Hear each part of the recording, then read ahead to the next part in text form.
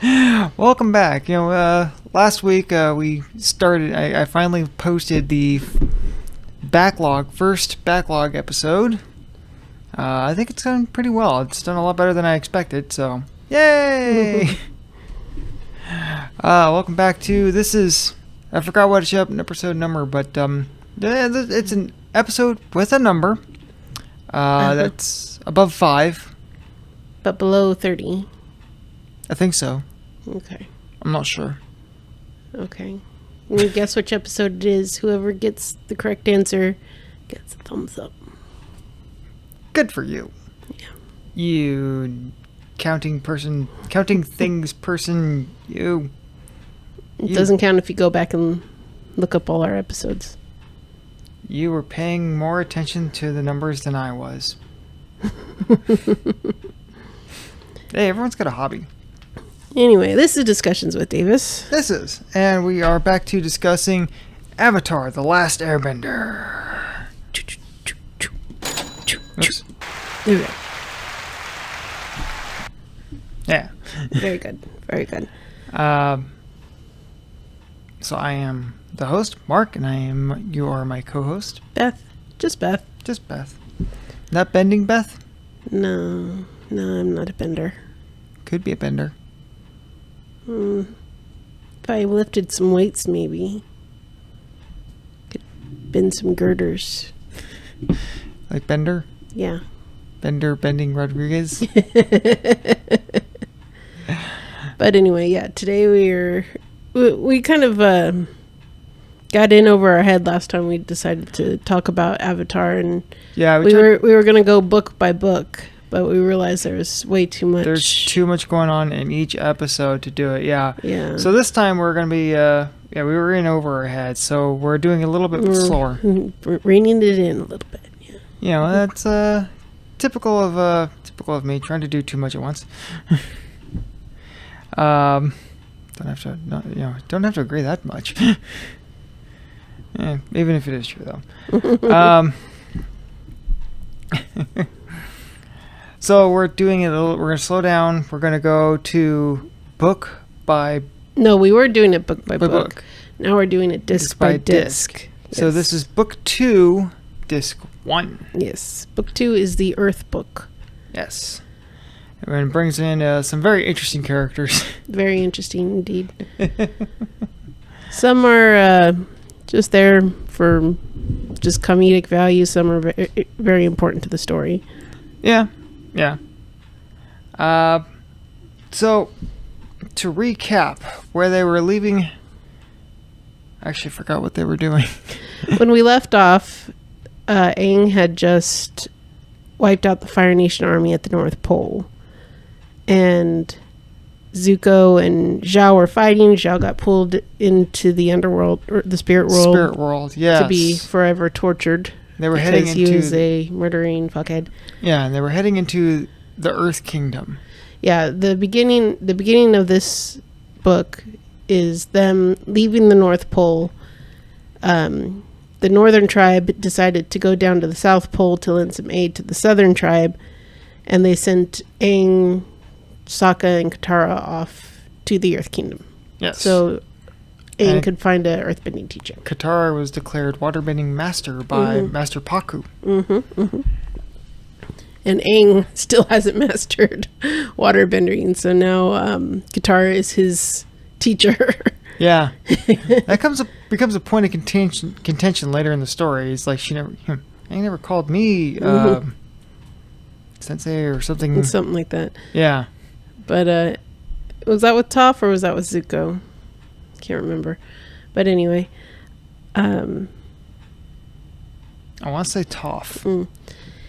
So but yeah, that comes later. Yeah, that comes later. So their original plan was to go to Omashu and find Bumi. Yeah. Bumi could be Aang's earthbending teacher. Makes sense. Makes sense. He's the most powerful bender to date, as far as I know. And he's Aang's old friend. So makes perfect sense. Yeah. However, when they get there, Omashu is my. Yeah. It has been colonized. It has been captured and besieged and completely overrun by the Fire Nation. Mm-hmm. So just in the short time from when they were there before to when they went back, the Fire Nation had completely seized it. Which didn't take long because when they got there, Bumi surrendered. Just gave up. Yeah. It's like, what are you going to do, King Bumi? I'm going to do nothing. It was a crazy maniac laugh. But he does explain why he did that when... He knew it would be a losing battle, that he would be throwing his men against an unbeatable force, and it would solve nothing. That inevitably the town would fall anyways. So it would have been destroyed and his army killed. So it's like, you know what? He chose to surrender and wait for the opportune moment. Yes. So they kept him alive. They kept him in a metal cage, suspended cage, which they thought he couldn't bend from. But he's sitting there waiting.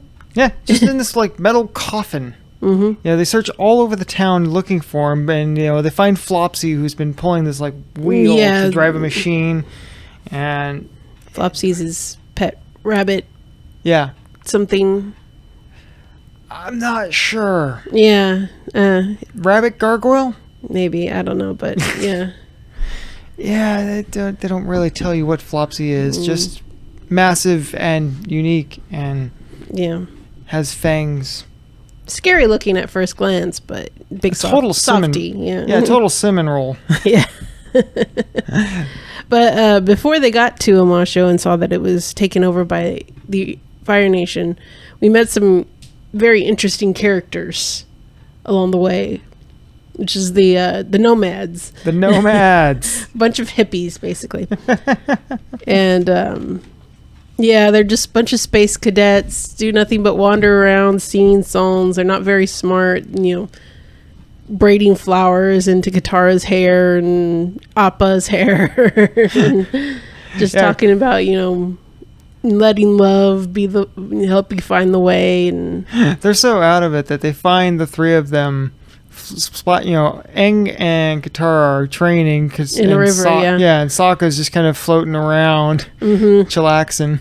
And they go, "Whoa, hey, water people! We're not water people. We're Water Nation, or Water Tribe. Water Tribe. There we go. Sorry. So what kind of people are you? We're just people." Far out, man. Yeah, they're like, we're nomads, and Aang's like, that's great, I'm a nomad too. He's like, oh really? No way, so are we. It's like, I know, you just told me that. I always felt they were slightly Tommy Chong based, the leader of the nomads there. And the nomads are awesome.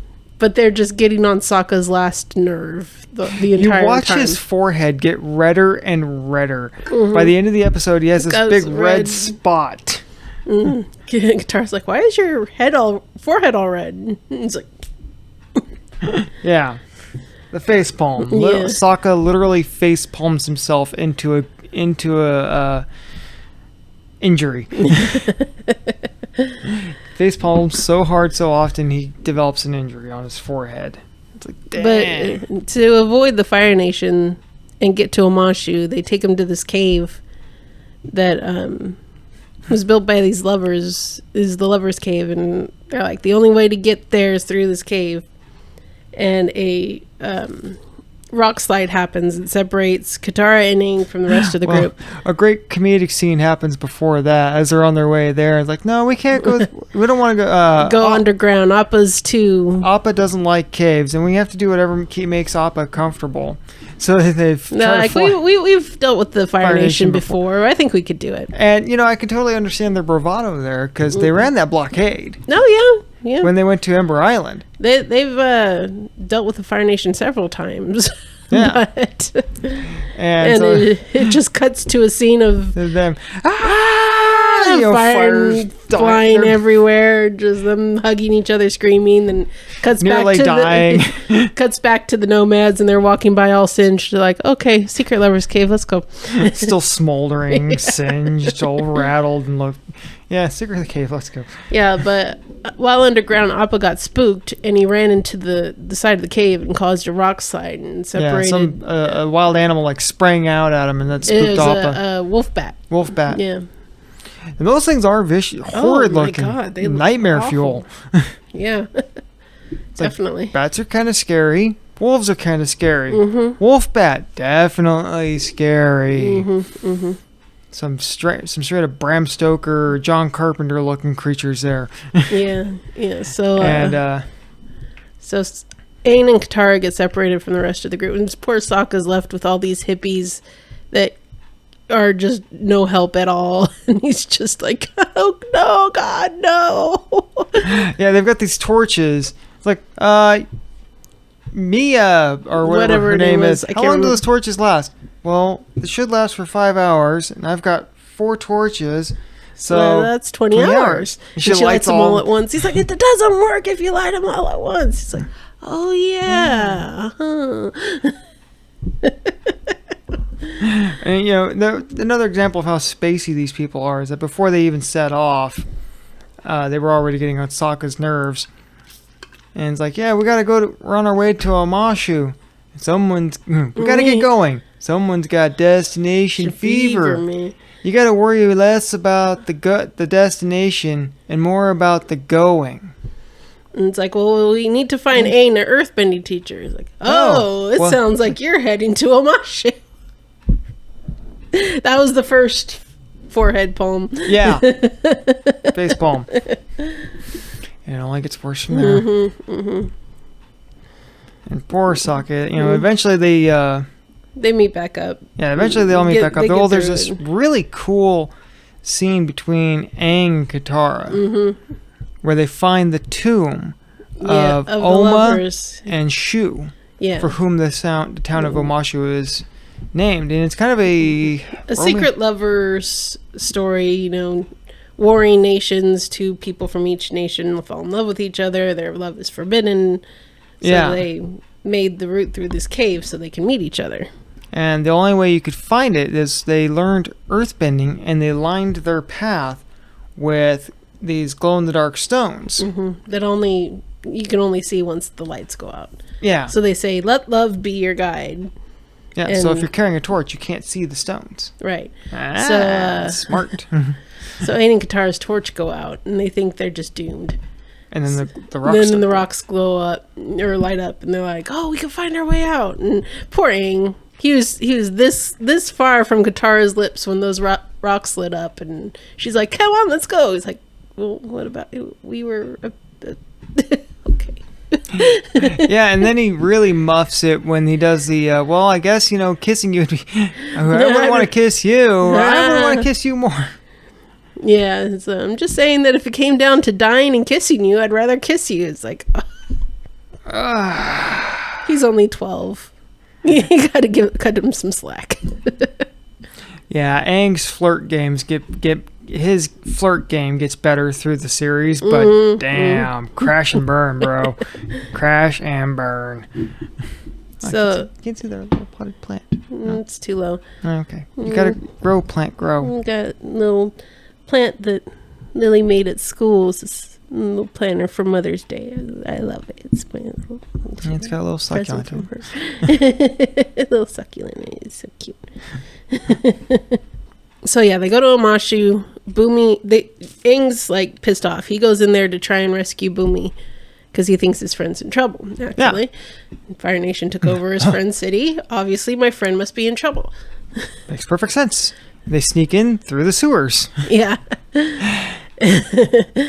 But and again, poor Sokka gets the short end of the stick because Aang's able, as they're traveling through the pipes, Aang's able to just spin his staff and airbend the water around him. Katara's water bending the water, and it's all just going right in Sokka's face. Sokka's the poor kid on the side of the road as the truck goes by and it hits the puddle and just splashes on the kid. That's Sokka in that scene right there. The poor guy can't catch a break.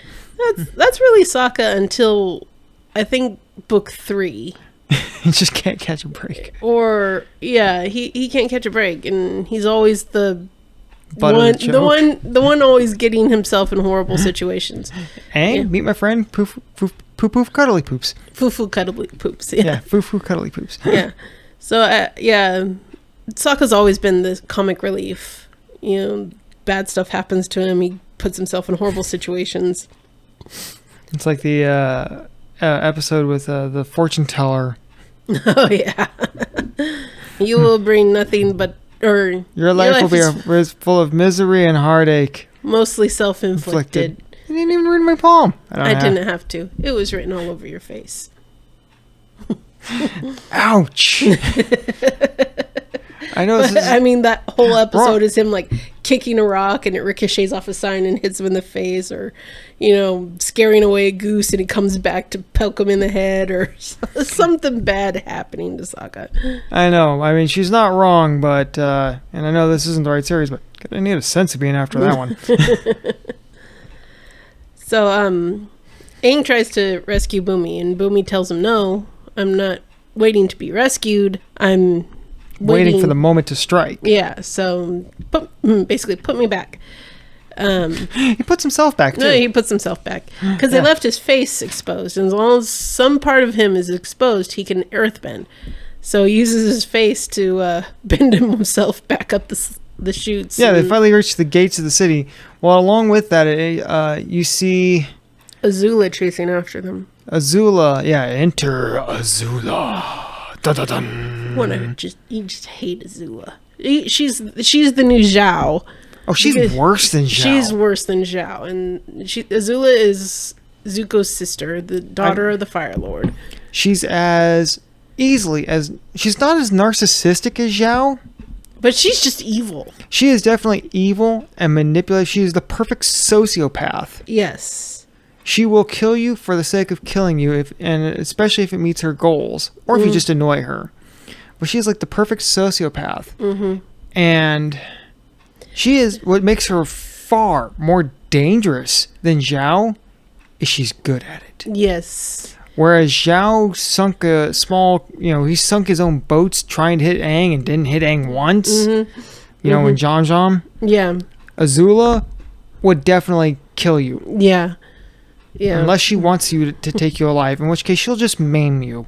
It's like everyone around her has to be on eggshells. Yeah. It's the helmsman or captain or whatever of the ship she's on. She was sent off to capture Zuko and Iroh. Yeah, because Zhao was MIA. Yeah. They heard that Iroh attacked Zhao at the North Pole and considered it treason. So now she's out to capture Zuko and Iroh. Yeah. And she sees Aang along the way. Now she wants the glory of capturing the Avatar, so she's after Aang as well. Yeah. But that's kind of a secondary thing for her. Yeah. But her captain comes up to her. They're about to dock somewhere, and he's like, "The tides won't allow us to dock here." And she's like, "Excuse me, I don't know much about the tides. Do the tides command this ship?" No, you do, princess. Right. And if I were to throw you overboard, would those tides hesitate from dashing you on those rocks and killing you? No, princess. Well, then why don't you worry less about the tides, which have already made up their mind about killing you, and worry more about me, who's still mulling it over? Yes, Your Highness. That was a good recall. That was like word for word there, I think. More or less. But yeah, she's close enough. She is only 14. And she is this evil, but she's like a prodigy, so she's like an amazing firebender. Yeah. So, like, she's got, the skills to back up her. Well, and she was also named after her grandfather, Azulon. Yeah. And I just realized we skipped something. We actually started on episode 2. What was episode? Well, episode 1 was when they made it to the Earth Kingdom. And there's a Earth Kingdom general there who has been at war a little bit too long. Yeah, General Fong. General Fong. Or Fang, sorry. Fang? Yeah. Like animals Fang? Yeah. Oh. Okay. General Fang. And episode 1 actually does something very interesting. it introduces Azula and has that scene with the captain. She, threatens to throw him overboard and kill him. And it also, her gathering up... that came later. Gathering up the girls? Yeah, because first she tried to... Tylee? She went to that... wherever Iroh and Zuko were staying. She found them. She is a incredibly good liar and knew exactly what to say to get Zuko to come with her. She's like, father wants you back. He's going to restore your honor. Yeah, I've got that. Family is suddenly very important to Fire Lord Ozai. Rumors abound of an overthrow and treachery. Family are the only ones you can trust. Yeah. Iroh doesn't trust that for a second. No, Iroh's like anytime he tries to speak around Azula, she just shuts him up. It's like, shut up, uncle. We don't want to hear what you have to say, uncle. I'm talking to Zuko, uncle. So she's trying to take Iroh out of this situation because Iroh is the only one that's going to talk sense into Zuko. Yeah, but she shuts him down every time. Every time she just shuts him down. And just plays on Zuko's insecurities. Just plays him like a drum. Tells him exactly what he wants to hear because he's just so excited he'd be able to go home. Yeah, because the scene opens with it being the 3-year anniversary of his banishment. So he's in a horribly unstable emotional state. Yeah. And then Azula shows up telling him, I can go home. Father is going to restore my honor. We can go back to the way we were. This is great.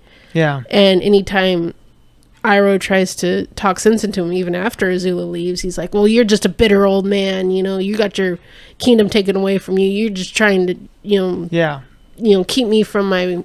He just lashes out. Yeah. Emotional lashing out because he does, he doesn't want to accept the fact that this probably a bad idea. The carrot's been dangled in front of him. Iroh's telling him it's a trap, and he doesn't want to hear nothing about it. But yeah, Iroh totally sees through Azula all the way from the very first moment. From moment one, he knows this girl is a monster. She's up to something. So he's like, my brother has never been one to be the forgiven type. Yes. Yeah. And. So as Zuko is like, you could just stay here, Iroh and Uncle. So as Zuko's heading for the dock, wait for me. Yeah, Iroh comes running up behind him at the last minute. Yeah, but you pointed out he was in his chest plate. He had his armor on. He had his armor on. He was ready for battle. Yeah, he had his radar was up and his defense is on, man. Because Zuko's just wearing like a robe. Yeah. Yeah. So he's casual. Yeah, he's casual. Iroh comes completely suited up in his armor, and the whole time he's just like glaring, watching, waiting for the moment we need to grab Zuko and get the hell out of there. He's got his head on a swivel. He's on alert. Yeah, he's on alert. He's looking for the spring the trap to spring, and it happens with a slip of the tongue because they're walking down the deck. They're walking down the pier. They're up the ramp. Halfway up the ramp. Yeah, and there's a royal procession there with all these guards and their dress uniforms, and it's all, very official looking. And Azula's like, very good. Come on, let's go home. But then the captain says, let's get the prisoners on board and head off. Yeah. Oh. And he realized what he said, as he was saying it, and then just this oh crap look, and looks at Azula, and she dispatches him quite quickly. Uncle Iroh starts dispatching all the guards that were on the dock, while Zuko's fending off Azula. And Iroh's just like, Zuko, let's go. Yeah, there had to be at least 30-40 guards standing on that pier, and Iroh took every one of them. And then when Azula started to shoot lightning at Zuko, he was there to grab her hand and redirect the lightning. Yeah, he knows how to bend lightning. It's like, 40 guards, and keeps pace with Azula. He blocks her lightning. Yeah. Keep an eye on this man. Right. So Zuko and Iroh escape, but now they're fugitives. Azula sends out notices to all the Fire Nation provinces. Anyone caught harboring these fugitives will be killed on sight. So, yeah. As Zuko and Azula were fighting, there was a line there. It's like Zuko's all angry and they're fighting. He's like, "You lied to me." And Azula's just like I've never done that before. And Father sees you as a disappointment and a traitor, and just starts going off on him how things really are. Yeah. Just. I mean, the person that really tricked Zuko is he tricked himself. She knew what to say to get him to play on his emotions, and he talked himself into it. Yeah, because he should have known. Azula always lies. He knows how evil she is. He grew up with this girl, and he should have known not to trust her like Iroh did. But she just was feeding him all these, fantasies that he wanted to believe so bad right now. That he was willing to believe her. Yeah. So no one but himself to blame there. So once again, Zuko gets himself in a pot of hot water, and Iroh is the one that fishes him out. That happens many times. Yes. So yeah, that episode 1 there of the disc, 40, at least 40 guards on that desk, on that pier. Dock, yeah. And they were royal guards, so they're not just your normal foot soldier. These are more elite. They've got the special red armor and all stuff. Little Fire Nation. Fire Nation, they make the best red stuff. Best red stuff. But in that same episode, Aang goes to the Earth Kingdom, and he meets up with this general who is just tired of war, and he tells him, I heard about what happened at the North Pole. You have the power to defeat the Fire Lord now. Yeah. He's like, if we could learn to tap into that power, go into the Avatar state, you can beat him right now. And they're like, no, he needs to learn earth bending and fire bending. It's not how we're doing this. The correct road may be longer, but it's going to work better. But the guy knows how to get to Aang. He shows him the infirmary where the soldiers are coming back, wounded, or the ones that do come back. And he's like, every day people are dying. And being taken captive, dying, injured, missing. And Katara's trying to talk Aang out of this. She's like, this is not the way to do this. You need to, follow the steps, do it right, or else, Yeah, I mean, it's a tough thing to think about, because it brings it back around. It's an important thing to remember that the whole time, when they're larking about with the nomads, it's an active war. Yeah. And the last real holdout is the North Pole and the Earth Kingdom.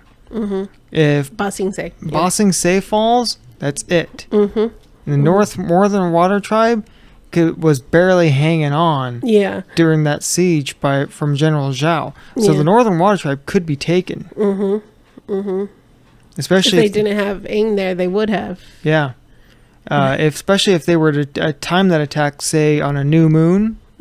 Start the attack at the break of day when it's supposed to be a no moon that night. Right. The waterbenders would be pretty much caught with their pants down. So, but no one's been able to break through the outer walls of Ba Sing Se yet. That's like the last stronghold. Yeah. Against the Fire Nation. But this general's like, we need to, if we can figure out how to tap into your avatar state, you can defeat the Fire Lord right now. And Aang's just can't stand the thought of people being injured and dying because of this war. He's like, I have to try, Katara. And she's like, okay, well, I'm out. I want nothing to do with all of this. So he's going through all these things to try and, all these, spells and meditations, they got the yogis. The guy takes earth, water, fire, air, throws it. It's just a mud landing on Aang. It's like, anything? No. All this acupuncture and meditation stuff. Some special tea that's supposed to give you all this energy, and he's just rolling around on his little ball in circles. He's like, is it going? Is it working? Is it working? I can't tell. He's talking super fast. They're like, we gotta try something else. I don't think that was tea. That may have been just a bit of cocaine or something. So it comes down to Aang's like, okay, you know what? We tried. I can't do this. I need to go back to our original plan, because the only way I can really trigger the avatar state is if somebody's in danger. Yeah. And the general... We've only seen it twice until then. And this is what worries Katara. Right, because he doesn't have control over it yet. Doesn't have control over it, and when he does, it goes really bad. Because the 2 times they've seen this already was when he found the corpse of Monkey Atso at the air temple. Yeah. Southern air temple? Western, I think. Something like that. One of those. One of the air temples. Yeah, and they found Momo. Mm-hmm. That moment, and when the moon got killed at the Northern Water Tribe.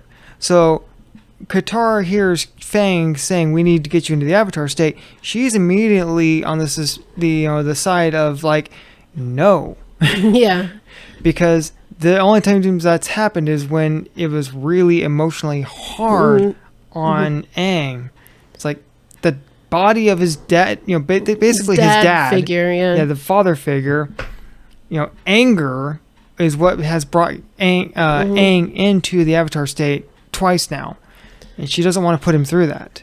Yeah, so and then he tells Fang that, I can only do it when someone's in trouble. He's like, I was afraid you'd say that. So he starts attacking Aang, and he orders all of his men to attack the Avatar. Yeah, they're in this like courtyard, and all they start rolling these giant like coin earth disc things, yeah. Because it's like both the symbol of the Earth Kingdom, and it's also what their coins look like. It's round with a square hole in the middle. But yeah, they're like huge, and they're using earthbending to throw him around. He tells all of his men to attack the Avatar, and Aang's just doing what Aiden does, evade. He's a slippery little bugger. Yeah. Well, Katara hears all this booming and banging from these people attacking him. She goes to make sure Aang's okay, and I forget how Sokka ends up, but he was like sitting next to Aang or something. He was up with Aang in the general's office, and when the general attacked Aang, he kind of threw him out the window. And the guards were holding Sokka, so he couldn't go help until he stepped on their toes and broke out of their clutches, and then started taking out guards himself. So Katara comes in, but he does what he can. Yeah, Katara comes in. Sokka explains what's happening, and I forget how, but somehow the general gets her involved. He like melts the rock around her feet, and like she comes out, tells him to stop, starts to try and attack him, and then he like just subdues her, and gets her halfway into the ground, and like starts to try and kill her. And so now Aang's like crying. He's like doesn't want anything. He's like, I can't do it. Don't hurt her. He's like 12-year-old boy. He's like has all this pressure on him, and then if he can't do what he doesn't know how to do, his friend's gonna get hurt. It's horrible. It really is. So he's like crying and begging the general to let her go and stop. And the general just like every time makes her go in a little bit further until her head gets covered up completely. And then they basically puts Katara in mortal danger, and that's what triggers it. Yeah, it did trigger the Avatar state. And he's like, yes, boy, it did worked. It ever. It worked. And Aang destroyed everything because, he doesn't have control. No. And just like the 2 previous times, when he gets into that state, everything's at risk. Yeah, he's just this world. He's the Tasmanian devil. He basically blacks out. He can't control anything he's doing. He has no memory of it. It's like somehow, I think the general brought Katara back. She was fine. She like calmed him down. Somehow he got calmed down. But he just kind of looked around him at the courtyard. Oh, no, he was flinging stuff around and hit the general. Something heavy hit the general. And that made him lose his concentration bending, because I think he knocked him out. No, he didn't knock him out because he was still there when Aang came to. But I think Katara got to him somehow and calmed him down. But he kind of looked around at like the destruction that he caused of the courtyard and started to become really distraught. Yeah, it's like, crap, did I do that? And then the general pipes up again. It's like, are you kidding? That was great. We just need to figure out how to direct you. And then Sokka comes up behind on the emu bird. Punks the general over the head, knocks him out, and he looks at the rest of his men. He's like, anyone got a problem with that? They're like, we're good. Do you still want us to escort you to Amashu? Yeah, they're totally with like, nope, didn't see a thing. I see nothing.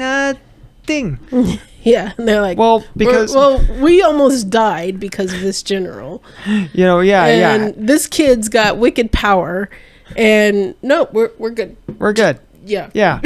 These guys are a squad, man. They train together, they live together. They're all bros, and half of them are laying back there on the floor, covered in rubble and dirty, and they're hurt. Some of them may be really injured because this general douche just triggered Aang into this weird, wicked power thing. So, yeah.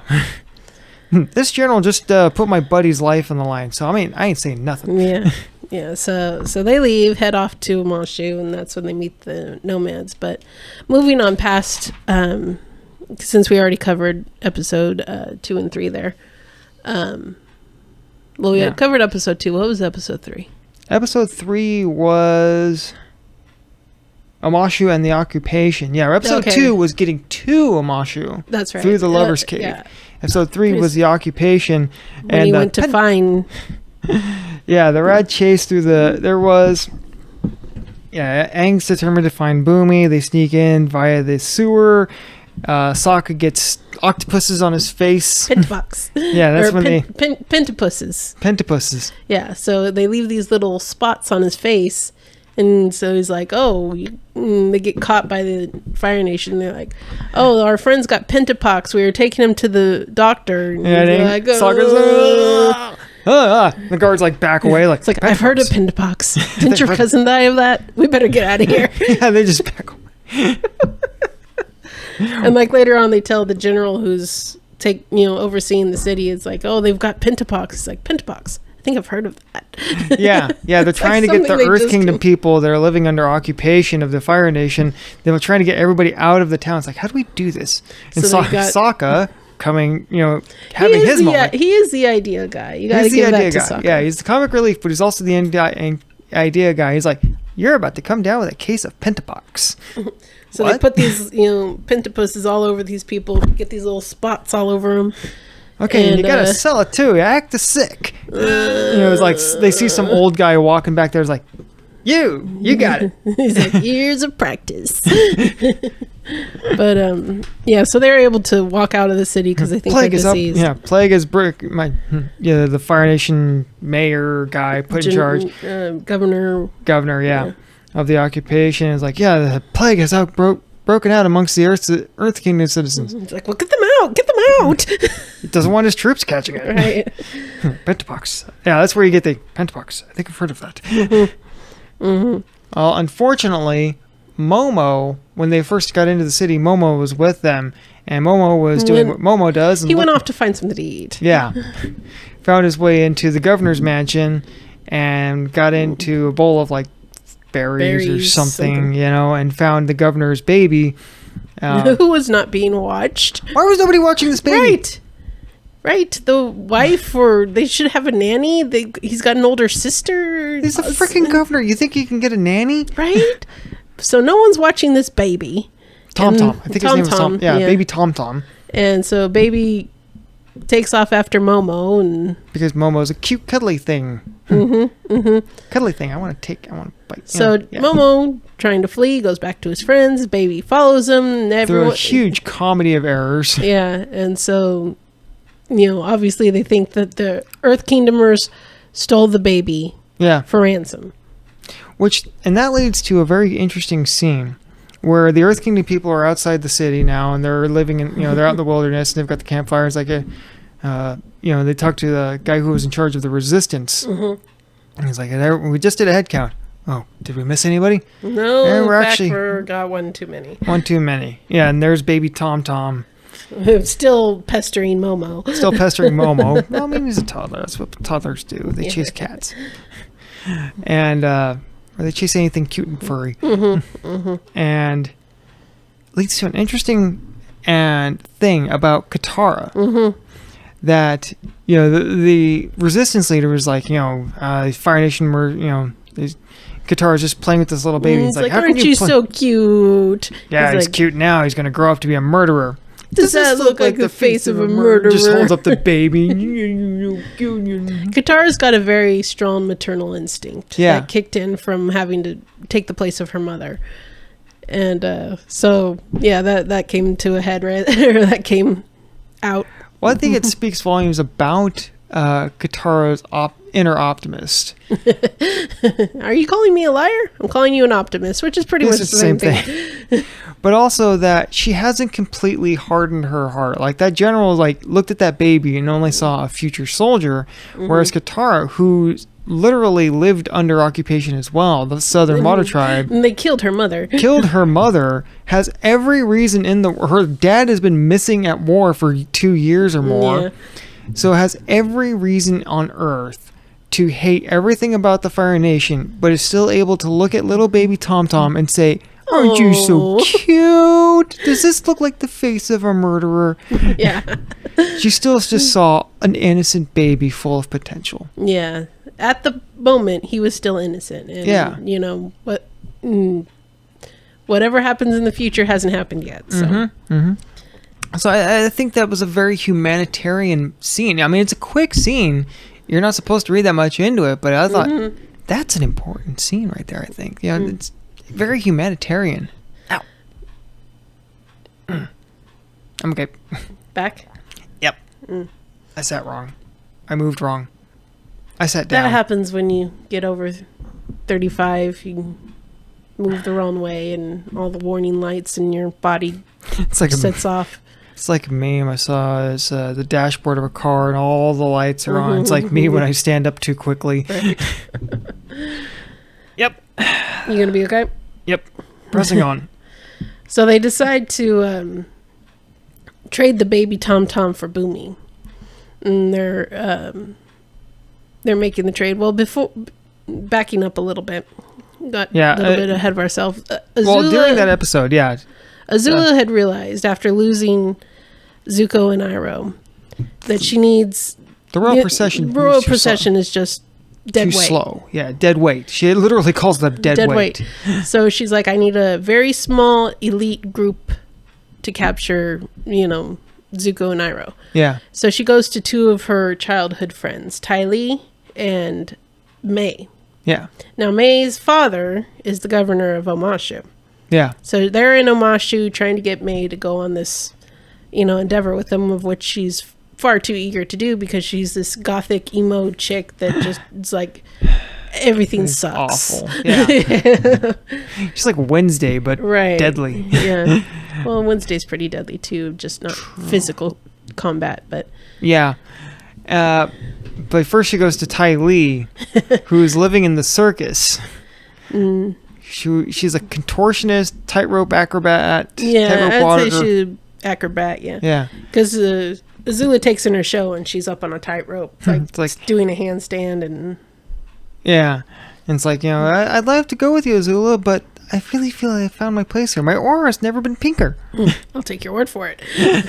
So Azula, being the horrible person she is, I'm going to take in your show tonight. And the scene starts the scene starts okay. Like she goes up to Tylee, asks her. Tylee says, "Oh, I'd love to, but I can't." She's like, "Okay, I found whatever. my calling in life," and starts to back out. And then it quickly goes dark, and he's like, "I'm going to take in the show." And you could tell that, we talked about it before. We'll probably talk about it in a little bit. That Tylee and Mai don't fully trust Azula, because the moment Azula says, "I'm going to take in your show," Tylee's got this "oh crap" look on her face. She's like, "Oh, nervous laugh." Great. Yeah. And Azula sets her net on fire and release all the wild animals. And, she gets the ringmaster. It's like, "Do you have any dangerous animals?" "Why, yes, we have a great. Release them. Release them all." It's like, she's sitting there watching Tylee up on the top rope. And tightrope, It's like, wouldn't it be funner without the net or something? It's like, with the net there's no risk if she falls. Oh, well, if we could do it without the net, that's been done. Set the net on fire. So they do. Do you have any dangerous animals? Release them all. All of them. And so, Tylee agrees to go with her. So yeah, Azula burns down the circus and ruins it. So Tylee goes with, yeah. So then they go to get Mai, who's in Amashu, and Mai is just like, they arrive, and May's like, please tell me you're here to kill me. They're like, we need you to go with us. Yes, anything. Just get me out of here. Yeah, what's funny is Mai looks at Tylee, but Tylee is like this. Mai Bubbly. is gothic, angsty, brooding, dark, and Tylee is bubbly. She's like pink carbonated soda. She is bubbly and sweet and active, and they offset each other so perfectly. I think these two really are best friends. And outside of Azula, yeah, it's like there's this, because they offset each other so well. And like Tylee is actually able to just come up and hug Mai. Yeah, no one else does that. No, she'd stab them. But the reason why Azula wanted these two is Tylee has incredible. She may be a dunce, but she's got this incredible knowledge of the human body. Knows all the pressure points, and she can sneak in there, hit them like before you know what's happening. All benders lose their bending. Yeah. If you like Sokka, he doesn't bend, but he lost control of all of his limbs. You know, she's just she does that disables people. Yeah, she disables Katara. She disables everybody. Yeah, she disables everyone she fights. Yeah. Well, she fights Sokka later on, but she disables Katara. Yeah. And when they're trying to rescue Bumi, they're at the exchange Tom for Bumi. Yeah, the three girls go to exchange Tom for Bumi, and Azula goes, "A thought comes to me. We're trading a toddler for a king." Now Mai, who's Tom's older sister, says, "You're right." She's like, "The deal's off." Yeah. And then it's like they lower down Bumi. He's like, "Hi, everybody," and they like start to raise him back up. He's like, "Oh, bye-bye." Just go on. Just cheery, yeah. So Aang shows up. He is mad. Yeah. Aang shows up, cuts the chain, rides off with Bumi, and Azula realizes, hey, the Avatar, more glory for me. So she starts chasing after Aang. Yeah, Tylee and Mai don't realize that that's the Avatar. Yeah, they're fighting Katara and Sokka, who's got the baby still. Yeah. So they're taking care of that. Azula's chasing after Aang, and Aang grabs Bumi, and they just this cool, wicked cool fight as they're going down the Omashu delivery system, these chutes that from the earlier episode. You know, it's just this real. You know, Aang's like practically riding Bumi like a surfboard. Yeah. And Bumi's trying to tell him, stop. You know, I need to talk to you. And he's like, yeah, it's great to see you too. Yeah, you can't hear him. Fight. So like they get away from Azula, and Bumi has this talk with Aang about, you know, how he's waiting for his moment and he needs to go back and yada yada yada. Yeah. So really important speech there about waiting. Your teacher will be someone who waits and listens. When that exact phrase comes back around, like the next episode or something. Yeah, well, the next episode has another group of colorful characters. The swamp. Yeah, the swamp people. The Floridians. That meme I saw earlier, it's like, you know, every culture in The Last Airbender was based on another real world culture. You know, the Fire Nation was based on the Japanese. Earth Nation based on the Chinese. The Water Tribe was based on the North American natives. The Air Tribe was the Buddhists. Tibetan Buddhists. Swamp Benders, Florida. They got the flat boats. They got the Hicks. They, you know. Yeah. They talk like Hicks. They're wearing leaves as loincloths or clothes, and they look like they're living off the land. Swamp people, yeah. And there's Dew. Living in the Everglades, man. They're just living in. There's Dew and Hugh, and one other one I can't remember, but they get stuck in the swamp and I thought I had his name written down. Go on this like Dang it, mystical finding yourself type mission thing. Well, yeah, they get lost in the swamp, and then each one of them has a vision. Katara sees their mom. Sokka sees Yue. And then Aang sees a little girl dressed in white running around and giggling. With a boar with wings. Yeah. And a flying boar. Yeah. So... when they meet Hugh at the... Oh, God, what was it? There's this big tree in the middle of the swamp. The central tree. And all the swamp trees come from this tree. They're just this tree, like roots spread and sprout up new life. So everything is connected to this one tree. The central tree. And so they meet this guy. First they're fighting him because he's like, you're destroying the swamp, which Sokka was. He had this machete and every single thing he could find he was smashing with this machete, and Aang's like, the more you do that, the more I'm saying, I just think you shouldn't be doing that. Yeah. Yeah. And Sokka the whole time is just like, there's nothing mystical about this swamp. It's just a swamp. And he's like slashing everything. And so... Well, it starts out, Aang like starts to bring them down into the swamp. Like, I think this swamp's calling me. Like, more Avatu hoo-hooey stuff, Yeah, it starts to just brush it off. It's like, no, we should stay up. We should stay higher, out of the swamp, and keep moving until we get to where we got to go. Well, they end up... A tornado or whirlwind comes, knocks them down into the swamp. Yeah, a whirlwind forms out of the swamp and sucks them down, knocks them down. And, and Appa and Momo go on a little merry misadventure getting stuck. They try to the swamp people try to capture Appa so they could eat him. Oh, Momo first, and then Momo went to Appa, and they're like, ooh, that'll feed us for a long time. So they start chasing him. Momo's up in the saddle, like throwing everything he can at him, like their shirt, their clothes, all the stuff on the saddle, yeah, their clothes, their. What would a giant beast need with a shirt? Yeah, it's like he doesn't think that that's somebody's stuff up there. It's like, no, what would lemur need a shirt for? It's so funny. I love the drawl. Yeah. So and during the showdown at the base of at the bottom of the central tree. But because Sokka's acting stupid, smashing up everything. So this guy starts attacking him as like this big vine monster. He's bending the water inside the vines to make this big monster, and he's attacking him. They take him down, and he's like, wait, you're the Avatar? Come with me. They're like, this guy just tried to kill us. He also like, hey, wait a minute, you're waterbenders? Well, then we can. Can't kill y'all. Yeah. It turns out they're waterbenders. They just live in a swamp because in a swamp everything's full of water, so they can bend the water in the vines, and so they can control the vines.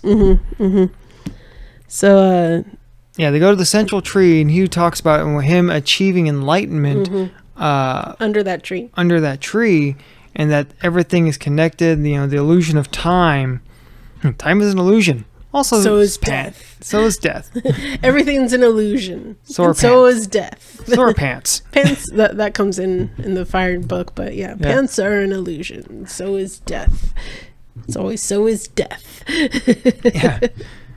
Well, in the swamp show, they start talking about like, hey, speaking of illusions, they talk about the visions, and then Aang's like, well, I saw something I'd never seen before. He's like, and the swamp shows you visions of people you thought you'd lost, but you haven't lost them. You're still connected.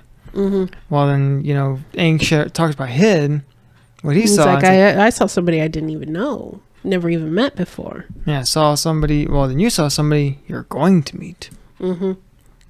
Someone that's going to be very important to you. And which comes into play a few episodes later. Yeah. Very important, so we'll jump to there. Oh, do you want to talk about Avatar Day? No? Okay. It was a filler episode. It kind of was, yeah. I mean, it had some fun. It had a character that, I forgot to look his name up. It was the guy who played the duck Poe's dad in Kung Fu Panda. Yeah. I don't have my phone on me. And he played the council from member Mulan, from Mulan, the whiny pencil neck. Yeah. There are no council positions open. Okay, you can have his job. What? The one in the picture with the emperor. I mean, if I met an emperor, I would. Yeah, that'd be me. What's funny is because that was a drawing, not a portrait. Yeah, you had to have had that commissioned.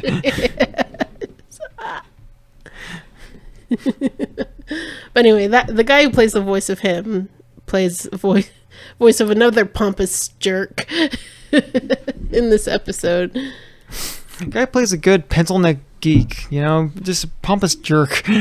I mean, Poe's dad wasn't a pompous jerk, but yeah. Yeah, kind of a weird. He just shows up in movies. Mm-hmm. He's another one of those guys that you always forget his name, but he's always around. Mm-hmm. Always plays these little side characters, and you recognize his voice instantly. Instantly, he's like Patrick Warburton. You just know that voice. Yeah. Lily was watching an episode of Puppy Dog Pals the other day. It had Patrick Warburton in it, and I was just cracking up. Super Dog? Yeah. Super Dog. He's like, arf, arf, and away. And it's just the way he said it was so funny. There's no mistaking that voice. No. You just know that's Kronk. Mm-hmm, mm-hmm. Yeah, he's been in 1,000 different roles, but yeah, he's Kronk. He's many things. He's awesome is what he is. Yeah. Indeed.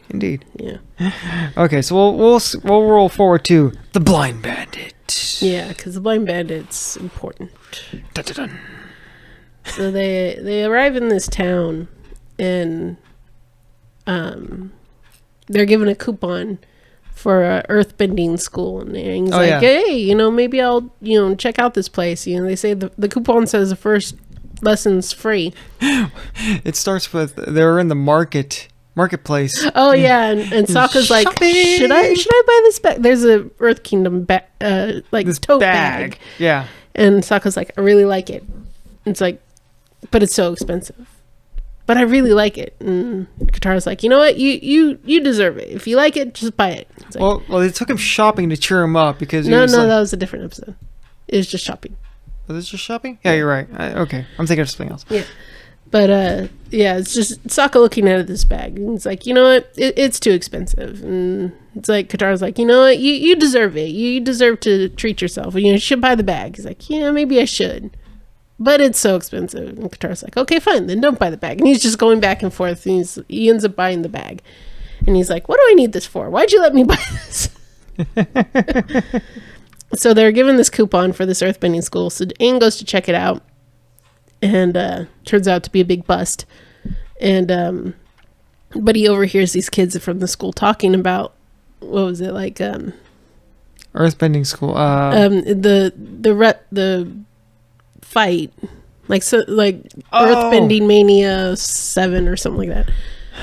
I didn't write it down. It's but it's like this underground earthbending battle, like WrestleMania.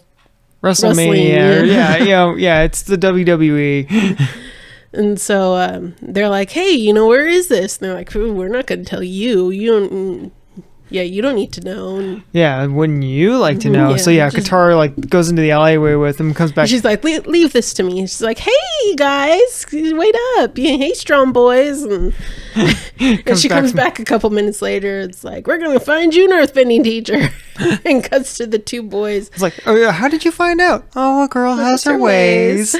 Cuts to them in the alleyway. They're frozen and stuck to the buildings, head to head. Like horizontal, stuck out from the build. Yeah.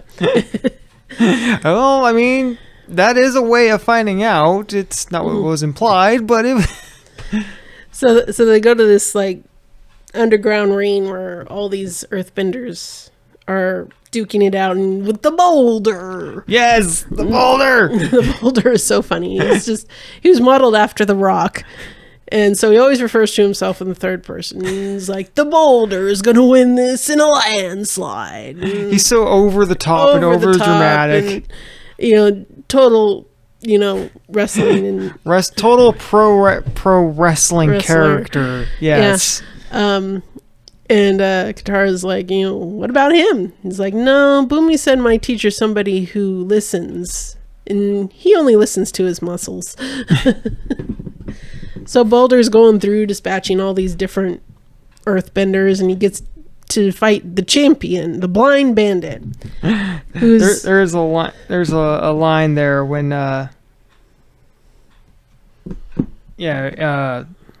Boulder's gonna win this. The Boulder knows how to put the hurt in the dirt. And that was Sokka. That's another. Yeah, Sokka's like getting into it. It's like, yeah, Boulder, take that guy down. Just really getting into it.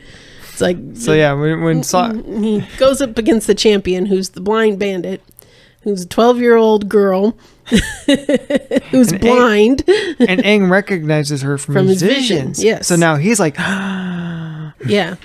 It's like, I have to talk to her. So first Boulder's like, the Boulder feels conflicted about fighting a little blind girl. Sounds like you're afraid of losing the pebble. What's the matter, the pebble? The Boulder no longer feels conflicted. Let's fight. And she like dispatches him like that. Like no time. Just he defeats all these other guys. She just snaps her fingers or just takes him down. Takes him down. And so the ringleader guy, Jin Lee. Jin Lee, is that his name? Yeah. Says, I have a bag of coins for anyone who can go up against the Blind Bandit. Well, Aang volunteers because he just wants to go talk to her. Yeah. And he ends up airbending against her, knocking her out of the ring. Defeating her, yeah. Yeah, defeating her. And so Sokka runs up, grabs her belt, and is like, yeah, like he won it or something. Because it matches the bag perfectly. It matches the bag, yeah. Sokka's wearing it, parading around town with her belt, and the Boulder's like, I never even saw him hit her. She must have taken a dive. They must be in cahoots. He must have split the money with her. And so that pisses off the ringleader guy. And but anyway. So the group goes back to town to try and find out more about the Blind Bandit. They run into those two boys again. And they're like, nobody knows about her. She just shows up, fights, and leaves. Yeah, it was like, we're not telling you anything. Oh, really? And Katara punks him. And like, no, really, we don't know anything. She just shows up. But Aang goes, well, there was also a flying boar. They're like, oh, well, the flying boar is the emblem of the Beifong family. So yeah, as they're leaving, Katara's just like, keeps him in check, and Sokka, what a drag. Well, they start to leave, and they're like, yeah, you walk away. And it's like, hey, I'm watching you. And it's like, oh, what a drag. Yeah. But so they go to the Beifong family and they find her, and turns out her father is incredibly fooled by her and protective of her. This meek, weak, tiny little frail creature, a snowflake. Yeah. And in fact, they hide her from everybody because they don't want anyone to know about her. Yeah, the kids. Either because she's the kids blind, in town thought it's like, but they don't even have any kids. Yeah. Either because she's blind and they don't want her to get hurt or kidnapped or whatever, or they're just ashamed that they have a blind daughter. One of those two. I think a combination. Yeah. So, they go to this guy, her parents' house, and it's like, oh, the Avatar has come to see you. Ooh, really special. And so Aang and Toph end up fighting with each other at the dinner table. Like under the table, like bending at each other under the table. Yeah, because her father's talking to her earthbending teacher. He's like, oh, I'm only keeping her at the basics, breathing exercises, and she's not doing anything too strenuous, and it's like, just keeping her at the basic level. They're like, okay, very good. Yeah. Oh, if they only knew. Yeah. So Aang and Toph are fighting at each other under the table until finally it comes to a head. Like, he ends up flicking her bowl of soup at her, I think. Yeah, and she storms off. She storms out. Well, they end up talking in the courtyard, and she explains that she's able to see through her feet through earthbending. Well, she ran away one day and got lost. She got lost. And she came upon a badger mole. Badger moles were the original earthbenders. They're born blind, so they move. Because they were blind, she felt connected to them. They were able to understand each other. So she learned straight from the OG source there, how to earthbend, and how to see. She's like, I could see everything. You the trees, the grass, even that anthole over there. The anthole over there. And Aang's just like looking at It's like she can see things with her bending that he can't. And it's at night, so he's just like, what ants? Yeah, I've seen it. So while they're in the courtyard talking, they get ambushed by the earthbending competition people. Yeah, take them because they think they played him for money. Yeah. So they leave a ransom note, bring the money, and we'll release your daughter. And they're like, oh, poor Toph, she must be so frightened and alone. And she's like, why don't you come up here and I'll wipe that smile off your face. Let me out of this box, I'll kick every one of your asses. Yeah. Like totally just trash talking, egging them on. Because they put him in one of the same metal boxes like Bumi was in. Yeah. And it's like, yeah. It's like just this metal coffin with a little window. Oh man. Yeah, and so of course they show the Big Fawn family. Their earthbending teacher, and who's the same guy that runs the earthbending school in town that Aang went to. Yeah, and I forgot how, but they let Toph out. Oh, the Big Fawn, they paid the ransom. They paid the ransom and they were going to let Toph go. But they realized, said, the earthbending, or the Fire Kingdom will pay an even bigger ransom for the Avatar. So they were going to hang on to him. Yeah, so Aang and Katara and Sokka try to fight the gang. It's like, well, first, all of the firebenders that Toph had beaten before come out and they're defending the ringleader there. And Katara goes after Toph. It's like, Toph, we need your help. We can't defeat them. You can. Please help me. And her father's like, my daughter is a helpless little child. How dare you say such things to her? And she pulls her hand away from her dad and is like, no, I can help. Walks in and owns these everybody. People. Doesn't just beat them. Owns them. Yeah, and while she's fighting them, they're getting Aang out of the thing. They're hitting it with rocks and breaking it out. Yeah. And Aang breaks out and he's ready to fight, and they're like, no, look. And her, because there's this big dust cloud and she's just taking them each one down by down and throwing them out of the ring, and they're just landing in a pile right next to her dad and her earthbending teacher, and her earthbending teacher's like, she's the best earthbender I've ever seen. Your daughter is a prodigy. She is amazing. Look at that. Yeah, and her father's just dumbstruck, catatonic. Can't even think, can't react. And her teacher's losing his mind. And she's just like taking each one of them down. They can't even touch her. And there's this really, you know, when it gets down to it, it's like it's her versus Jin Lee, the ringleader, ring owner. And he gives her a little bit of a fight. She lets him try. She gives him permission to try. Right.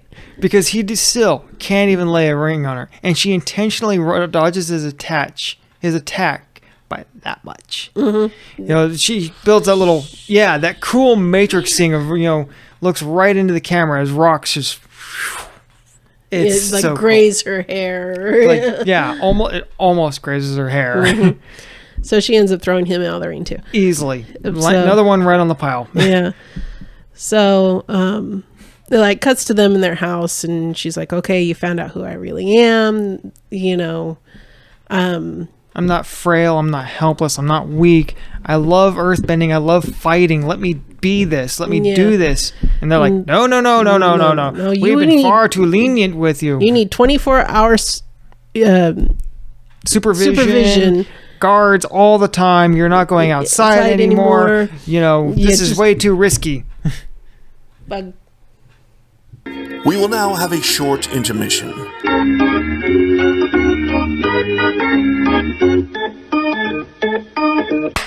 Go. So the Blind Bandit, she ends up. So under stricter supervision, less freedom. Hide you in a broom closet. Yeah, and he's like, escort the Avatar out of this house. You are not welcome here anymore. So Aang's just like, Toph, I'm sorry. He didn't mean for this to happen. Yeah, she's crying. She's like, yeah, I'm sorry too. So at the last minute, her dad changes his mind as they're said loading that up. she's free to explore the world. Yeah, as they're loading up Appa, getting ready to leave, she runs up. Yeah. And they're like, well, let's get going before your dad changes his mind again. I'll she's take my like, belt, oh yeah, please. I'll take my belt back. He just drops it. They forget so many times that she's blind. Well, she can move around so naturally Yeah. because she sees with her bending. She just moves around so naturally. It's like it's so easy to forget. Mm-hmm. Yeah, Sokka's like, here you go. Throws Clank. it down on her. Sorry. Just beans her with his belt. Just clank. Sorry. Well, it cuts back to her father. He's got, what's his name? Jinli, the Jinli, ring owner. leader, Yeah. and her earthbending teacher.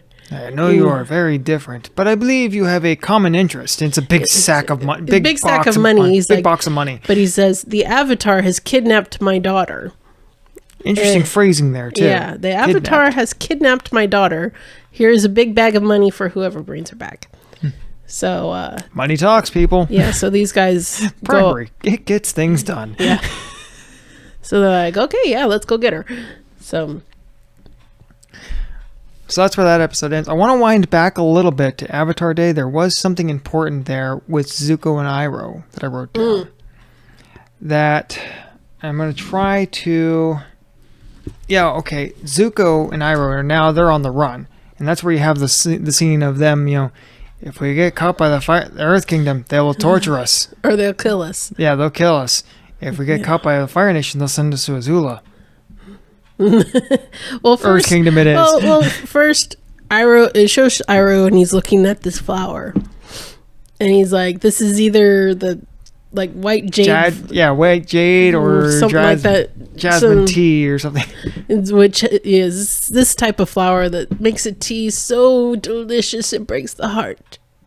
Either that, or it's the something other White prism thing. Yeah, white prism flower, deadly poison, which is a deadly poison. So he's sitting there pondering, deadly poison or delicious tea, and he's like just trying to figure out if he should try it or not. And Zuko is like going full burglar, just like showing up and taking people's stuff. This is even before that. He went off to go fishing. Yeah, to go fishing to try and find some He food. found a teeny tiny little fish, but he comes back and Iroh's got these splotchy red rash all over him. And he's like, you know that flower that I didn't know if it was tea or poison? He's like, Uncle, you didn't. He's yeah, like, Iroh turns did. around and he's got the splotches all He's over like, him. turns out it was the poison. And he's like, we need to get you some help. I found this goji berries, which are medicine. They counter the poison, or they cause blindness. We're going to get you some help. So he's like, we get discovered by the Earth Kingdom, they'll kill us. Well, you know what? That was actually at the very end of when Azula attacked them, when they cut their hair. No, it was that scene because they were deciding where to go to get Iroh help. Was it? Yeah. And he's like, well, because the whole time he's like, if we get caught by the Earth Kingdom, they'll kill us. But if we get caught by the Fire Nation, they'll send us to Azula. He's like scratching the whole time. They're like, Earth Kingdom it is. Yeah. Yeah, they cut their hair off and throw it in the river and then take off. Yeah, and they made this lovely little girl. Well, not little girl. She's a young lady, but yeah, she's treating Iroh's rash. Yeah, and they invent, and this starts a change in Zuko. Mm-hmm. Yeah, so, this is where Zuko starts to see what the Fire Nation's really doing in the world. And it's not just sharing its greatness with the world; it's causing a lot of harm. That they invite Zuko and Iroh to dinner, because they're having roast duck. Iroh's favorite. Iroh loves roast duck. And coming back around from the first couple episodes. Well, she's like, would you like to come over for dinner? And Zuko's like, we got to keep moving. We don't have time to stop. And she's like, oh, that's too bad. My mom always makes way too much roast duck. And Iroh poops his head. Where do you live exactly? He heard roast duck. So they go to this girl's house for dinner. Well, roast duck was what he was eating. And he's like, I could teach you that, or I could finish my roast duck. Yeah, so Iroh is all about that roast duck. Yeah. He loves it. Yeah. So they go to this girl's house, and she sees the scar on his face and thought that he got it from fighting in the war. Fighting in the nation, yeah. She's like, it's okay, I understand. I've been scarred by the Fire Nation too. And she pulls up her pant leg and sees red scars all up her leg from where they burned her. And that's when he starts to realize. Her dad had been killed or captured by the Fire Nation. Yeah, and that's when Zuko starts to see that, the Fire Nation's actually hurting people. Yeah, starting to see the other side of the war here. And that's a big, this is where a lot of big changes start to happen in Zuko. And very important stuff. So yeah, the stuff with the Avatar Day, that really was filler. Yeah, but that was important. So I wanted to wind back to that. And that also, and they steal the emu horse. Yeah, these people gave him dinner and they're leaving. Zuko grabs their emu horse and I was like, these people have showed us great kindness. What are you doing? He's like, well, they're about to show us a little bit more kindness, and takes their animal. And but Zuko, she sees them riding away, doesn't even try and stop them. Yeah. And Zuko and Iroh were talking at some point during that episode about... There's simple honor in poverty. Yeah, simple poverty and poverty. Zuko had been stealing a lot of stuff, and Iroh's... Which I think happens in the next episode, because remember, they were sitting there begging, which Zuko hated, and this asshole comes up with these swords and is like, come on, fat man, dance. And that's where he gets his broadswords. He corners that guy later on. Yeah, and so Zuko's like getting pissed off because this guy's like being an ass to his uncle and making him humiliate himself for a gold coin. So he like ambushes him later, beats him up, steals his broadswords, and that's when he kind of dons the blue spirit again and starts stealing from people. Yeah. And there's a simple honor in poverty in Zuko. There is no honor without the Avatar. And Iroh responds with, I don't think catching the Avatar would solve our problems. Not at this point. At this point. Well, then there is no hope, Uncle. No, you must never lose sign of hope. You must never give in to despair, for that is when you give. For that is when you give to the most basic of instincts. In the darkest hour, hope is a gift you give yourself. Yeah. I had to write that down because, damn. Iroh is just so full of so many great pearls of wisdom. So. Well, those are often the result of a lot of scars. So, Zuko's going through a lot of changes, and a couple episodes later, the next episode, it was right after the Blind Bandit. Or at the end of the Blind Bandit. I think that's happening parallel to it. The Blind Bandit, and then Zuko's stealing stuff. Yeah. And at the end of that episode, Zuko's kind of standing outside the little cave they've been living in. And thought a lot about what you said, Uncle. And I think there's nothing more for us to gain by traveling together. So Zuko... And Iroh just bows his head like, oh no. I think he saw that, because Zuko said, I have to find my own way. And so he picks up his pack and starts to leave. And Iroh's like, no, wait. Take the emu. Yeah, he brings him the emu horse. He's like, take this with you. He's not even trying to stop him. Well, I think he sees that this might be good for Zuko. But he's still looking out for him because he's following him, which becomes apparent in the next episode. They're being... Zuko alone. Yeah, because at the same time, Zuko's off on his little journey. They're... Katara and all of them are being chased by Azula and her cronies, and they're just... And they don't know who Azula, Tylee, and Mai are. They just know that they're being chased. Well, they encountered them at Amashu, but they don't see them. They just see this metal train thing chasing them. And they're chasing them everywhere, and they're not letting them get any sleep. So they're all really tired and really cranky, and they're all just lashing out at each other. So Toph's like, I'm out. I'm done. Yeah, and she big leaves. Fight between her and Katara. Yeah, and she leaves. Sugar Queen!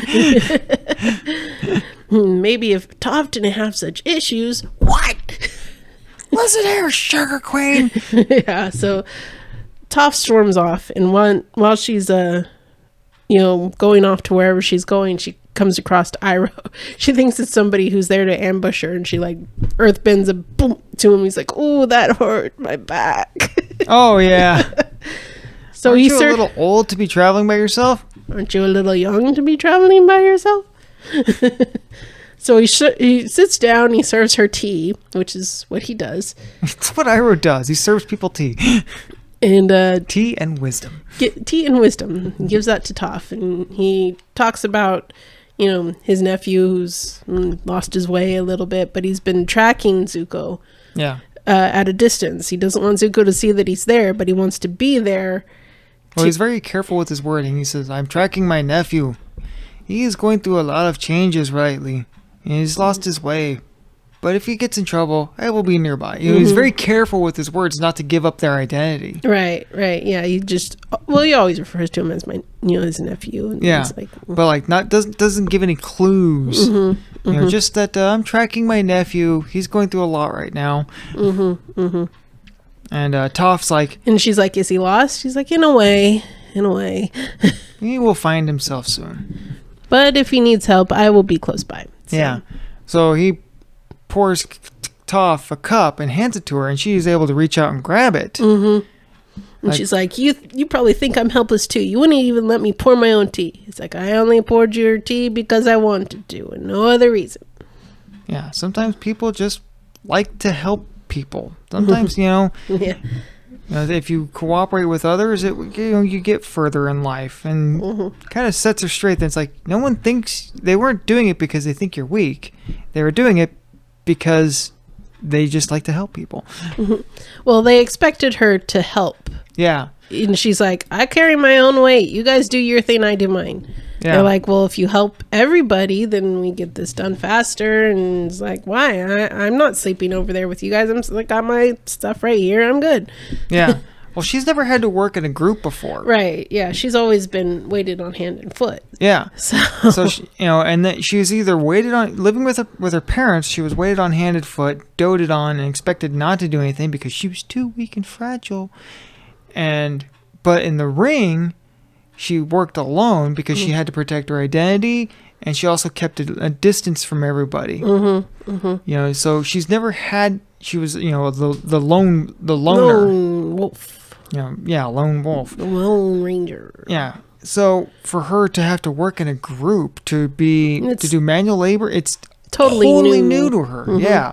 And Katara just totally didn't see it or anything. Yeah. So, but whereas Katara and Sokka grew up in exactly that, the whole village worked together. Yeah. Everything was a communal act of labor. Yeah.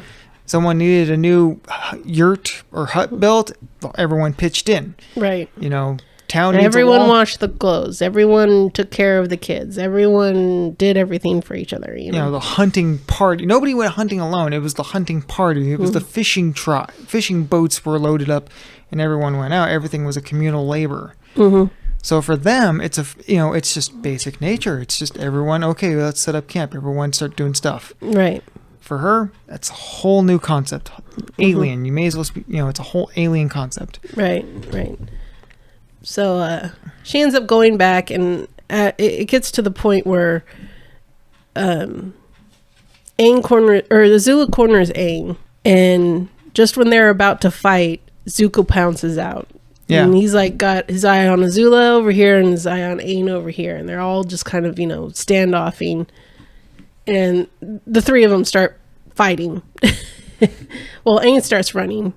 It's what Aang does. He evades. Yeah. While the other two are fighting with each other, trying to fight with Aang at the same time. Really cool three-way fight. It was a great fight scene, And just the coordination, and the going back and forth, like when they're running through that building. Poor Zuko. Like Aang runs up a flight of stairs and does one of these things because there's no floor inside the building. Aang's floating on one of his little balls, but yeah, Azula is like, oh yeah, like oh crap, and like she's able to do the splits onto this beam, like total Tylee type, acrobat thing. Whereas Zuko just Wile E. Coyotes his way in. Woo! Poor Zuko. But I think we need to backtrack a little bit because we left out a really important episode. Zuko alone? Zuko alone, yeah. Oh, yes. Brings the feels. It really does. Yeah, so we got to go back a minute. It's too important to skip. Yeah. The flashbacks combined with what he's doing in that scene bring so much character development to Zuko. Yeah, it tells, about his childhood, and why he should have known Azula always lies. And he kind of like says, it cuts to him like in the present time, and he's just lying in the field going, Azula always lies. Azula always lies. Yeah. But yeah, the episode of Zuko Alone opens with a recap.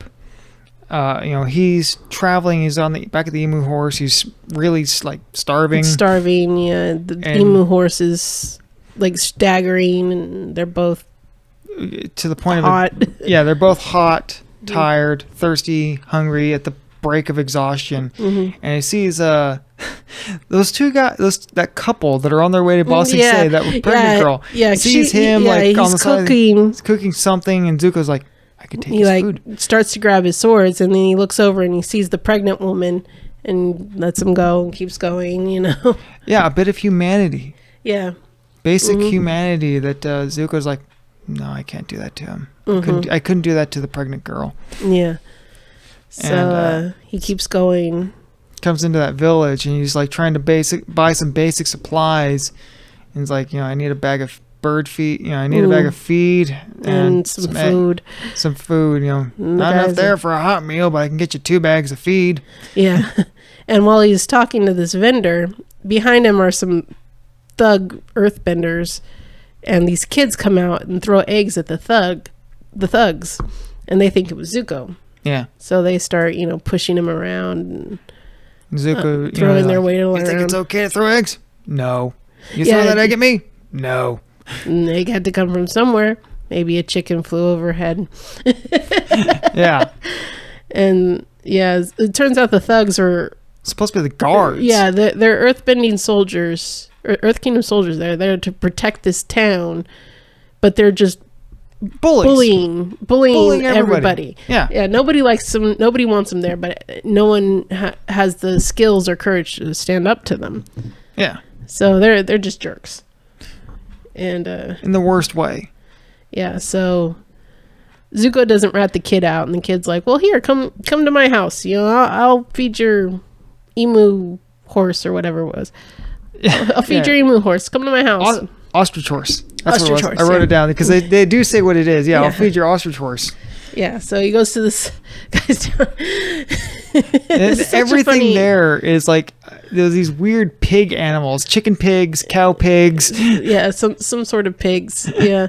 Everything's half pig. Yeah, and this kid is just, a chatty little kid. He's like asking all these questions, and his dad's like, quit asking him, man, about his business. Just leave him alone. And he's like, I need some help on the barn. He's like, come up and help me, and then we'll eat. And first manual labor Zuko's ever had to do. He's sitting there with a hammer, all these bit nails. The boards are all crooked. Yeah, they're trying to put a shingle roof on a silo or something. Or a barn. Barn or silo, yeah. It's horrible. Like all these bit nails, all these like crooked boards, and the little kids on the ladder just being chatty, and he's like, Dad's like, leave him alone, leave a man to his business. I think he like asks him, how'd you get that scar? Bam! Ow! Yeah, it's like, okay, Dad, I'll leave him alone. So how'd you get your scar? Yeah. So they let him sleep in their barn, and the kid creeps in, steals his swords, and something important there, the way Zuko sleeps. When he's not with people he knows, he always sleeps with his left side down. His scar. It's also his ear is slightly damaged. So that's why his good ear and his good eye are up. Yeah. Yeah. That way he can sleep kind of on guard. Because he knew the kid snuck in there and took his swords. Mm-hmm. Tracked him down later and found the kid, in a field playing with the swords. And told him how to use them properly. Yeah. And he also gave the kid... in a flashback, it shows him getting a knife from Iroh at the front. Yes. Which is funny because He's like, this knife was given, or I took this knife from the general who surrendered to us immediately. Note the inscription on the blade, which says, never give up without a fight. And this also shows Azula as a child. This whole flashback sequence are very important to the whole thing. You know, it shows Azula as a child. Just, you know, she knew the political temperature of the room. Mm-hmm. She was very manipulative even then. She could tell what was happening. Mm-hmm. And that she knew Iroh wasn't going to be the Fire Lord. He didn't have the temperament. He was too soft. Well, she always said, you know, Dad would be a much better Fire Lord than Fuddy Duddy Uncle. You know? Yeah, Fuddy Duddy Uncle. I think she actually did call him that. You're right. And so she was getting into things right then. You know, they're kids. They're not even 10. Yeah. and like their mother is just like, don't talk like that. That's a horrible thing to say. Just always, what's wrong with you? Yeah, her mom's like looking at this child like, what is wrong with you? What's wrong with you? And I think the battery in my light's dying. Oh well. Anyways, she gives Zuko. Iroh sends Zuko that knife, and he also gives Azula that doll, and she just looks like ew, like holds it out and burns it. Yeah, like immediate, like no cares given, just no appreciation, just burn it. Yeah, what do I need a doll for? You just think I'm still a child, which she is, but so it's just, Azula being horrible, even at a very young age. And their mom is just like, what is wrong with her? She definitely takes after Osai. Definitely. Because Osai goes to his dad and requests an audience with, the Fire Lord. Showcasing Azula and her, prodigy-like fire bending, just talking up their family. And finally his dad's like, okay, everyone but Osai leave. Yeah, what's going on? Why are you wasting my time with this? Yeah, and Zuko goes up, and I would also like to demonstrate, and just fails on his face, man. And his mom's there to pick him back up and, say, that's why I love about you. You always try. Yeah. But anyway, the Fire Lord's like, everyone but Osai leave. Why are you wasting my time? Yeah, so Zuko and Azula hide behind a curtain to hear what's going on. And Osai's like, Iroh's son had just been killed in the war. Yeah. And it's like, Iroh's bloodline has ended. I am here. I am here. My kids are here. I have a bloodline to carry on. Use me to continue the line. Yeah.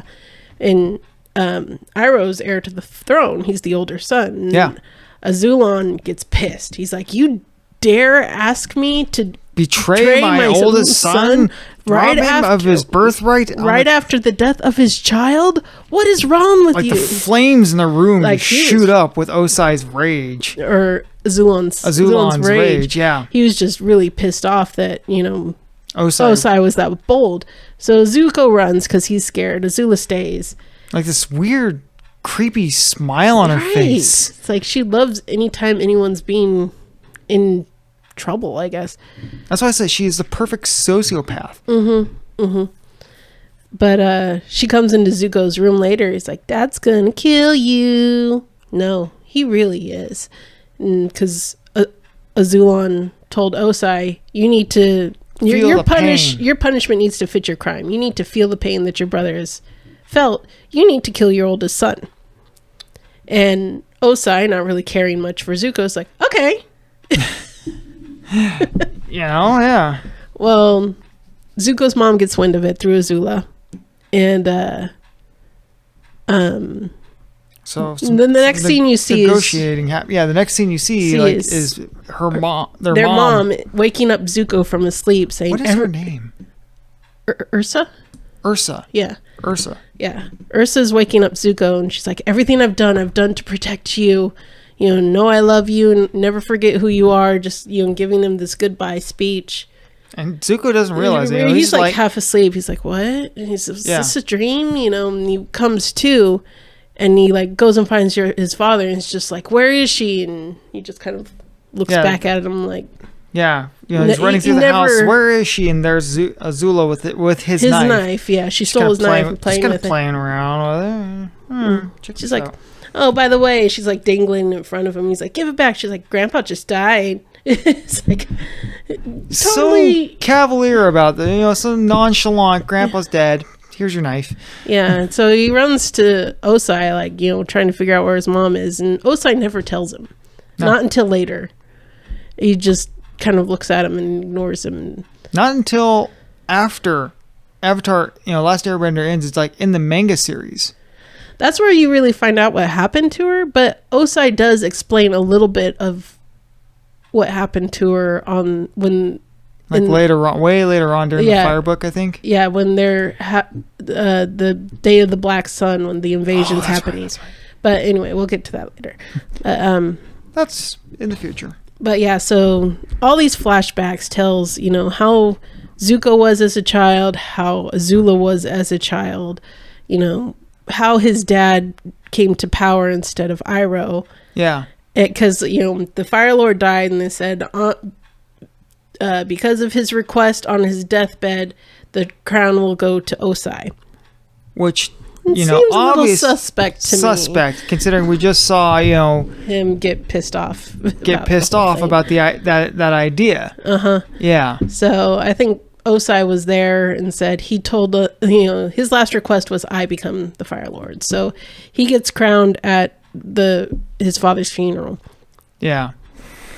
So murder most foul, killing your family members to secure your throne. Are we Roman? So all these basically. I mean, the Praetorian. Well, no, the Romans were emperors were killed by their Praetorian guards. Mm-hmm. So the family Zuko's staying with while all this is happening, the father goes off to the front because their brothers who was fighting in the war. Goes missing. Yeah, the oldest son goes missing. So the father goes off to find him. So it's just the jerk ass guards from town. Came by and told them that. With them, gloated about it with them. Yeah. I heard your boys' battalion got captured by the Fire Nation. Yeah. So he's like, I'm going to go to the front. I'm going to find our son and bring him back. So it just leaves the little boy and the mom. Well, the little boy did something, attacked those guards or something, and he had that knife with him. Yeah, because Zuko gives him the knife. He's like, read the inscription. Made in the Fire Nation or the Earth Nation, Earth Kingdom. The other inscription. Flips it over. Never give up without a fight. Yeah. Which is weird because it's like, wow, Zuko has carried that dagger out of everything he's lost. Mm-hmm. He kept all that those dagger. Travels. He kept that dagger all those years, all those miles. He kept that dagger with him. He was going to give it to that kid. So he really felt something for that kid. Yeah, that kid took it and attacked those bullies with it. So they captured him and tied him up. Basically used him as bait to get Zuko out because the mom comes up to him crying. Like, I know I don't know you, but I don't know who else to turn to. I need your help. And so Zuko goes to get the kid back. Yeah. And dispatches all but one of the bullies, like, without even trying. Just using his broadswords, yeah. Yeah. Like, just barely any effort. Well, the ringleader of the guards, he's got these big hammers. And he's an earthbender. And he's just owning Zuko. And Zuko ends up losing the fight. And... Until he starts firebending at him. Yeah, and to be able to win the battle, he starts firebending, and everyone sees that he's... And also, he remembers his mom saying, never forget who you are. And he's like, I am Prince Zuko, Lord, son of Osai and Ursa, and yada, yada, yada. Heir apparent to the throne, and so forth, yeah. So, yeah, everyone's like, get the hell out of here. Like, nah, you're not the prince. I heard you were disgraced. I heard you were banished and blah, blah, blah. Look at that scar on your face and you were ran out.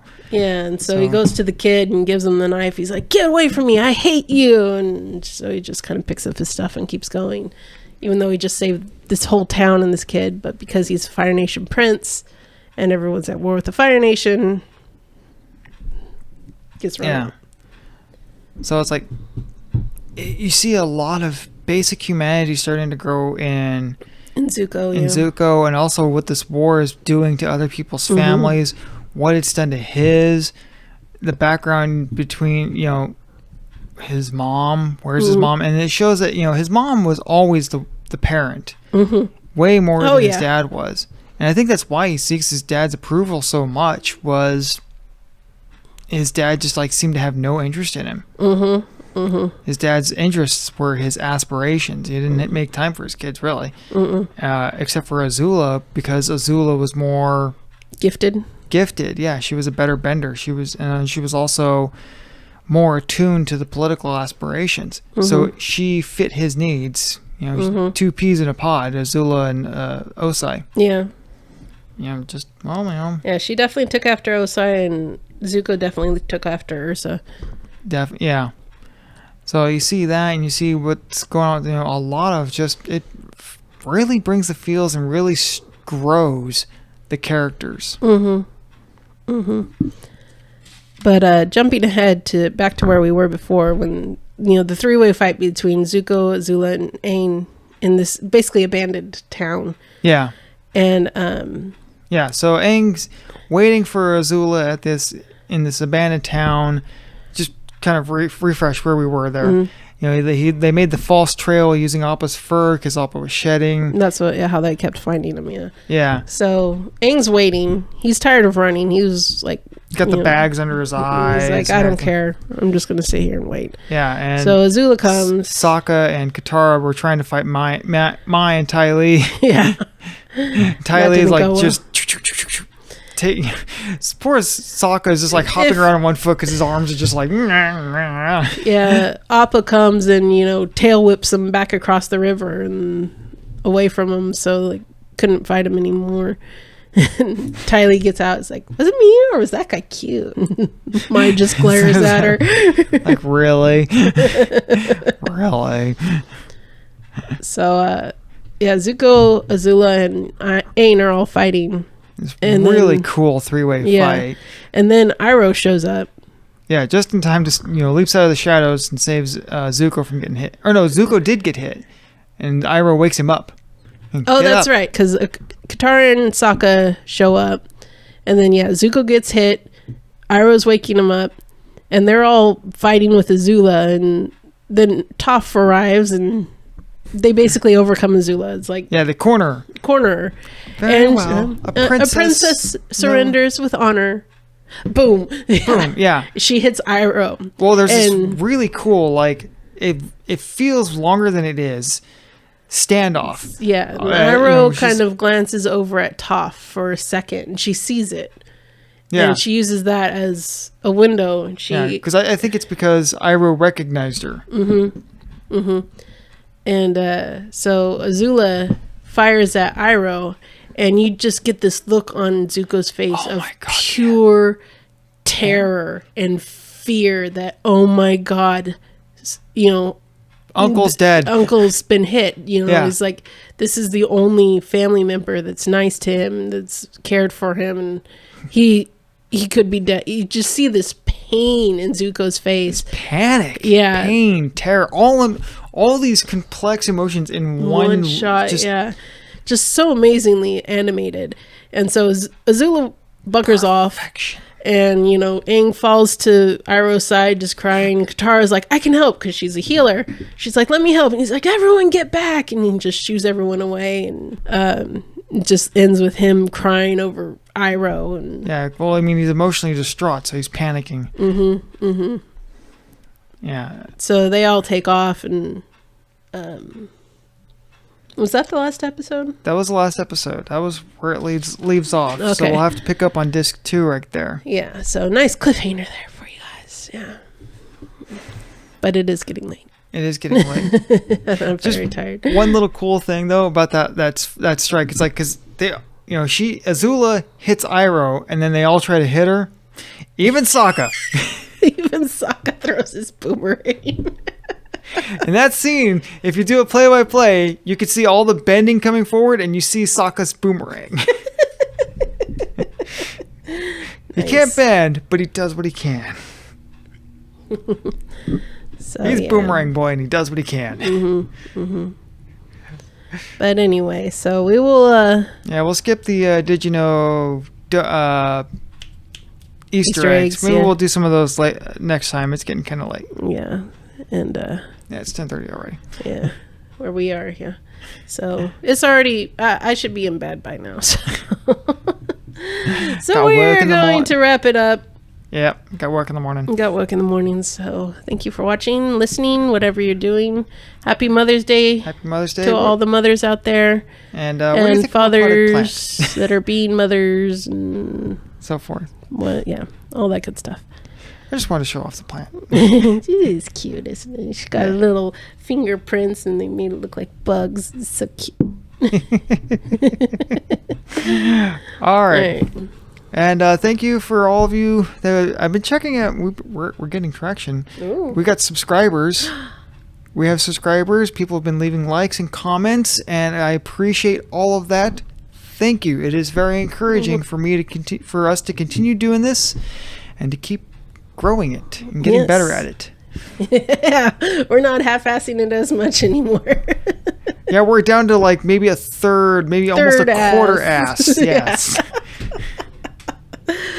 We're not professionals. We're still somewhat ass, but less ass.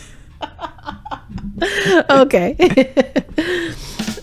All right. And on that, we'll say good night. Leave a like, leave a comment, tell a friend. Thank you. Bye. Good night, everybody.